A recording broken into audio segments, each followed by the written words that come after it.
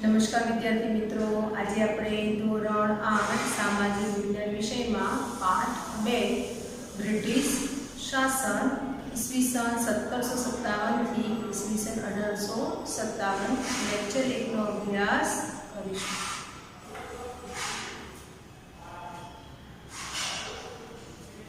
विद्यार्थी मित्रों, તમે અગાઉના લેક્ચરમાં चलावे स्वाध्याय मुजब तमे तमारी सामाजिक विज्ञान नोट में स्वाध्याय लख्युं हशे। हवे आपणे पाठ 2 ની શરૂઆત કરીએ। भारतमां अंग्रेजो वेपार करवा अर्थे आव्या हता। धीमे धीमे તેમણે વેપાર કરી ભારતમાં સત્તા જમાવવાની શરૂઆત કરી। તો ભારતમાં તેમણે કેવી રીતે સત્તા જમાવી? દીવાની સત્તા મેળવ્યા પછી તેમણે કઈ કઈ પદ્ધતિઓ અમલમાં મૂકી? ભારતમાં જે વ્યવસ્થા હતી ખેતીવાડીની, એમાં શા પરિવર્તનો કર્યા? કેવી રીતે તે વેપારીમાંથી શાસક બની ગઈ, તે આપણે આ પાઠમાં જોઈશું। તો ચાલો શરૂઆત કરીએ આપણે આજના લેક્ચરની।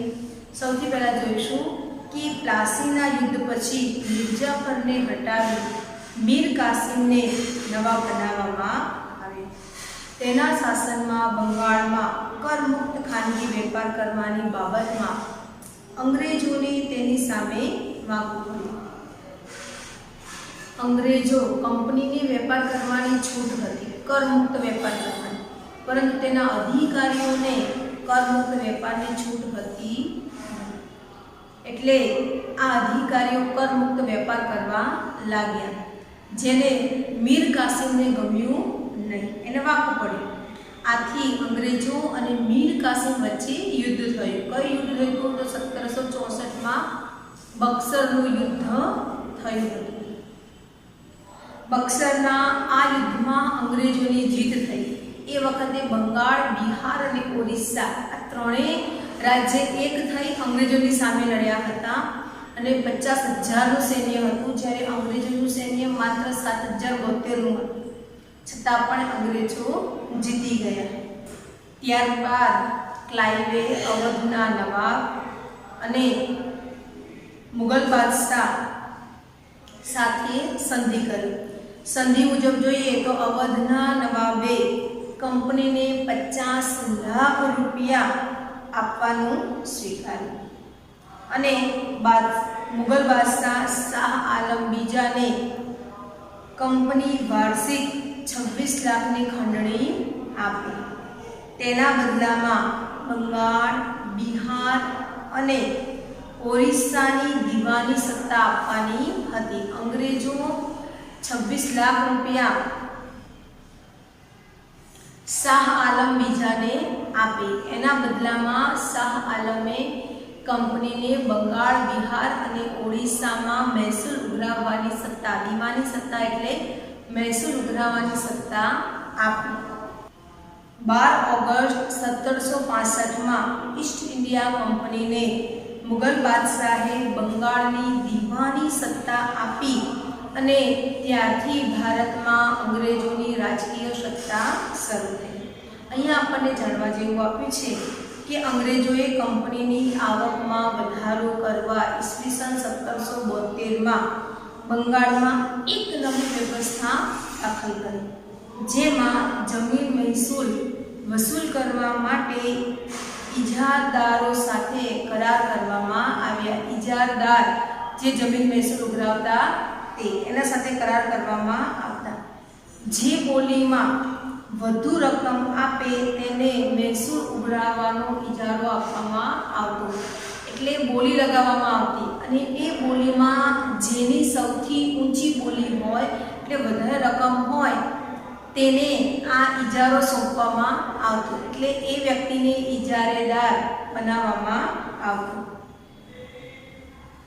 આ વ્યવસ્થામાં ઇજારદારો માટે દસ્તાવેજમાં फार्मर એટલે કે ખેડૂત શબ્દનો ઉપયોગ થતો। આથી આ વ્યવસ્થા ફાર્મિંગ વ્યવસ્થા તરીકે ઓળખાતી। આ વ્યવસ્થામાં ઇજારદારોનું એકમાત્ર ધ્યેય વધુ આવક ઊભી કરવાનું હતું અને તેનાથી ખેડૂતોનું શોષણ થતું। જ્યારે આ પ્રથા અસહ્ય બની ત્યારે તેમાં સુધારો લાવવા માટે ભારતના ગવર્નર જનરલ કોર્નવોલિસે કાયમી જમાબંધી નામની નવી મહેસૂલ પદ્ધતિ અમલમાં મૂકી. કાયમી જમા પદ્ધતિ એટલે એક સરખું મહેસૂલ દર વર્ષે ખેડૂતોએ આપવું પડતું. અહીંયા ઇજારેદારો મન ફાવે તેમ ખેડૂતો પાસેથી મહેસૂલ ઉઘરાવતા અને ખેડૂતોનું શોષણ થતું. ભારતમાં અંગ્રેજોએ હંમેશા ખેડૂતોનું શોષણ કર્યું છે. એ ખેતીના પાક હોય, જમીન મહેસૂલ હોય કે વેપાર કરવાનો હોય અને ઉદ્યોગોનો કાચો માલ, આ બધી જ બાબતોમાં અંગ્રેજોએ ભારતીયોનું શોષણ કર્યું, જેમાં સૌથી વધારે ખેડૂતો તેનો ભોગ બન્યા. ધીમે ધીમે આ સમૃદ્ધ બંગાળ એ કંગાળ તરફ વળવા લાગ્યું. હવે જોઈએ કાયમી જમાબંધી, જેને અમલમાં લાવનાર ગવર્નર હતો કોર્નવોલિસ. ઈસવીસન 1793માં ભારતમાં કાયમી જમાબંધી દાખલ કરવામાં આવી, જેમાં જમીનદારે જમીનના અને જમીન મહેસૂલના હક આપવામાં આવ્યા.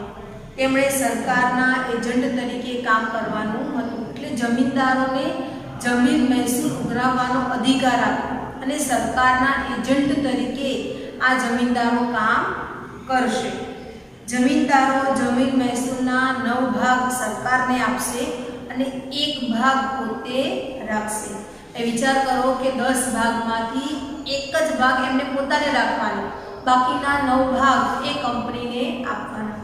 હવે અહીંયા પણ જમીનદારોનું શોષણ થવા લાગ્યું, પરંતુ થોડોક સમય જમીનદારોને અઘરું પડ્યું. પાછળથી તો તેમને પણ ઘણી આવક થઈ અને તેઓ શરૂઆતમાં જમીન વગરના બન્યા, કારણ કે તેમને પણ દેવા થવા લાગ્યા. પછી તેઓ જમીનવાળા બની ગયા. કેવી રીતે બન્યા? તો ખેડૂતોનું આર્થિક શોષણ કરીને તેઓ જમીનદાર બન્યા. આ પદ્ધતિમાં ખેડૂતોનું શોષણ થતું હતું, કારણ કે તેને નિશ્ચિત કરેલું મહેસૂલ જમીનદારને આપવું પડતું.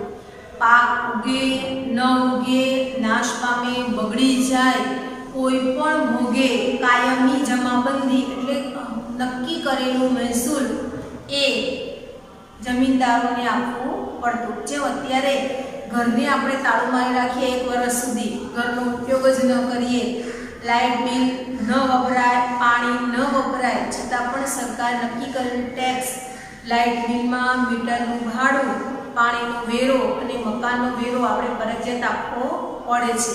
આપણે વાપરીએ તો પણ, ન વાપરીએ તો પણ. અહીંયા અંગ્રેજો ખેડૂતો પાસેથી એમની એક જ આવક હતી, ખેતી. ખેતીમાંથી જે પણ આવક મળે એ આવક પ્રમાણે મહેસૂલ આપવાનું હોય, પરંતુ અહીંયા તો નક્કી કરેલું મહેસૂલ, આખા વર્ષમાં આટલું મહેસૂલ ફરજિયાત આપવાનું. એટલે ખેડૂતને કોઈ પણ ભોગે અનાજ નથી પાકતું તો પણ એટલું જ મહેસૂલ આપવાનું, અનાજ પાકે તો પણ એટલું જ મહેસૂલ આપવાનું, ઓછું પાકે, વધુ પાકે, વરસાદ ન પડે અને પાક બળી જાય, વરસાદ વધુ પડે અને ખેતરના પાક કોહવાઈ જાય તો ખેડૂતને તો કંઈ જ નથી મળતું. આ સંજોગોમાં પણ તેણે નક્કી કરેલું મહેસૂલ આપવું પડતું.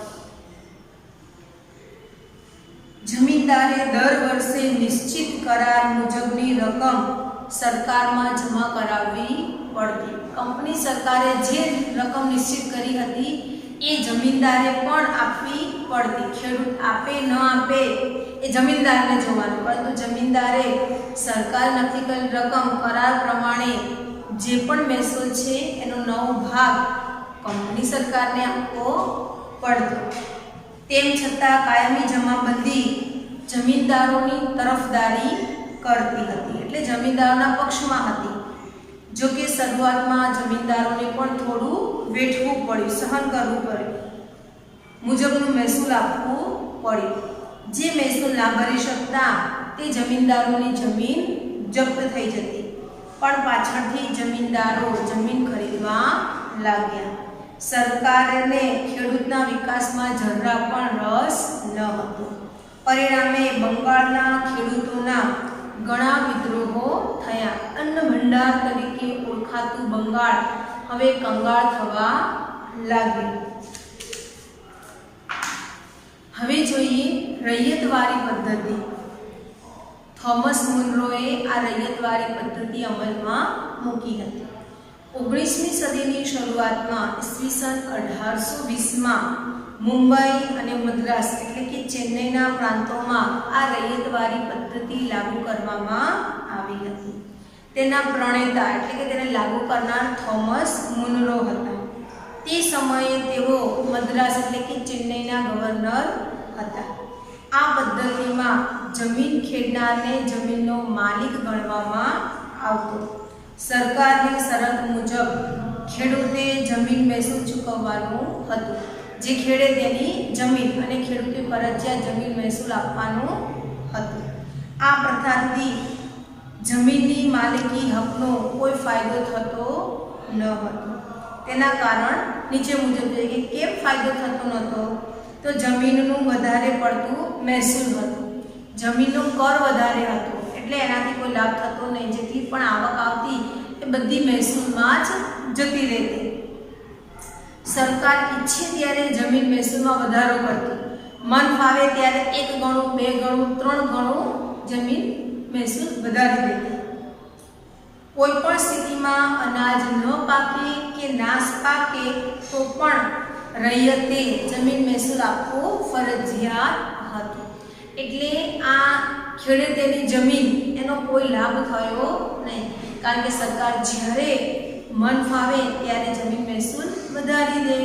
જ્યારે પાક ઉગે છે, નથી ઉગતો, બગડી ગયો, કોઈ પણ પરિસ્થિતિ હોય, મહેસૂલ તો ફરજિયાત આપવાનું રહેતું અને મન ફાવે તેમ તેઓ મહેસૂલ વધારી શકતા.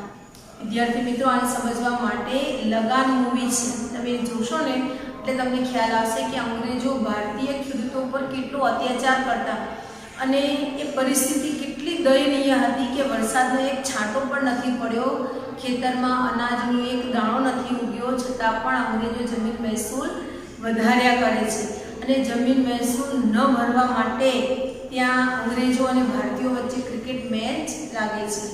જો ભારતીય ક્રિકેટ મેચ જીતી જાય તો અંગ્રેજોએ મહેસૂલ માફ કરવું, આવી શરત હતી. તમે મૂવી જોશો તમને એના વિશે ખ્યાલ આવશે. હવે જોઈએ બીજી પદ્ધતિ, મહાલવારી પદ્ધતિ. મહાલવારી પદ્ધતિનો અમલ ઉત્તર પશ્ચિમ પ્રાંત અને મધ્ય ભારતના કેટલાક પ્રદેશોમાં થયો હતો.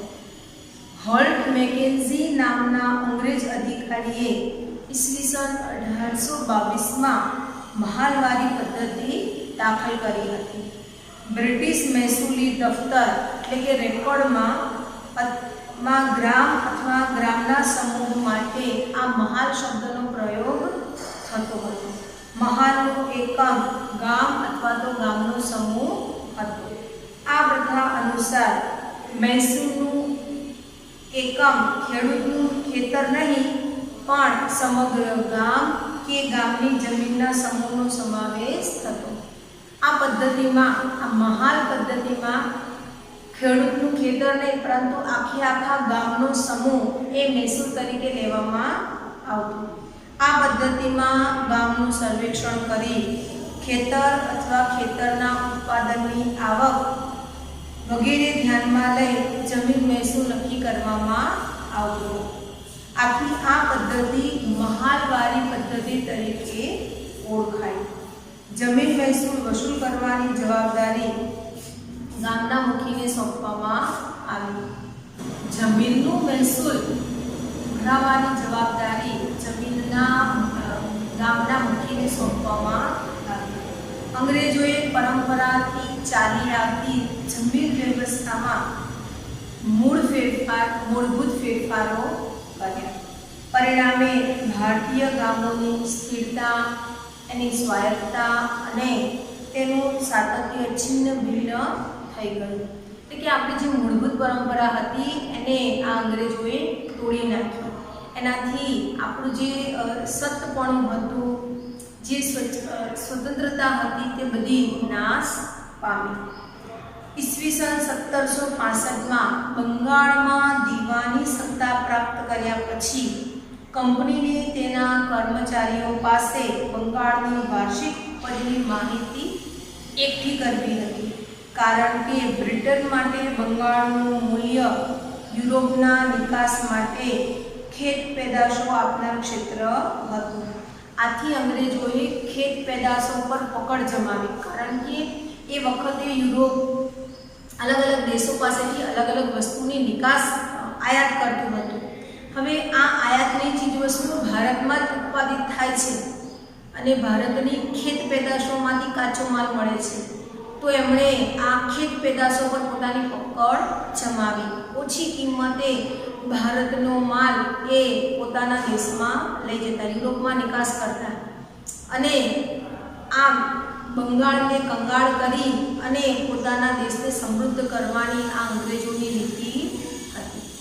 તો વિદ્યાર્થી મિત્રો, ખ્યાલ આવ્યો? અહીંયા આપણે કાયમી જમા પદ્ધતિ, રૈયતવારી, મહાલ પદ્ધતિ જેવી પદ્ધતિઓની ચર્ચા કરી, અને આ પદ્ધતિઓના આધારે આપણને ખ્યાલ આવે છે કે અંગ્રેજોએ કેવી કપટ નીતિઓ, કેવી કૂટનીતિઓ વાપરી અને ભારતીયોને કંગાળ કર્યા, અને કેવી રીતે પૈસા કમાઈ અને પોતે સર્વોપરી બન્યા. તો આ લેક્ચરમાં આપણે આની ચર્ચા કરી. પછીના લેક્ચરમાં આપણે અંગ્રેજોની અલગ અલગ પદ્ધતિઓ વિશે ચર્ચા કરીશું. અસ્તુ.